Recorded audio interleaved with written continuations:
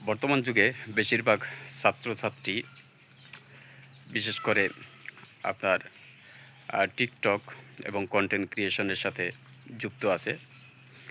তারা ২৪ ঘন্টার ভিতরে বেশিরভাগ সময় দেখা যায় যে ১৬ ঘন্টা থেকে ১৮ ঘন্টা বা ১২ ঘন্টা ১৪ ঘন্টা ধরে তারা টিকটকে, ফ্রি ফায়ারে এবং কন্টেন্টের পিছনে তারা সময় দেয়।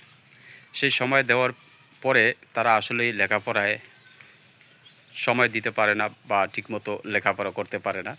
যারা ঠিকমতো লেখাপড়া করতে পারে না, বেশিরভাগই ছাত্রছাত্রী তারা অটোপাসের আশায় রয়েছে। কারণ বিগত দিনে সরকারের আমলে যে ধরনের ন্যূনতম আ বা নিম্নমানের যে ধরনের লেখাপড়া হয়েছে, সেই লেখাপড়ার উপরেই বর্তমানে ছাত্রছাত্রীরা বেশিরভাগ সময়ই আসক্ত হয়ে আছে। তারা মনে করছে যে অটোপাস বিগত সরকার যেভাবে দিয়েছে এখনও তারা সেইভাবেই অটোপাস করে যাবে। তাদের লেখাপড়ার প্রয়োজন নেই। যার কারণেই বিভিন্ন ষড়যন্ত্র করে বিভিন্ন লোকের ইন্ধনে ছাত্রছাত্রীরা আন্দোলনে নেমেছে এবং যাচাই বাছাই করে দেখা গেছে যে এই ছাত্র আন্দোলনে ভুয়া ছাত্র এবং ভুয়া লোক দূর থেকে এসে ছাত্র আন্দোলনের সাথে শরিক হয়েছে।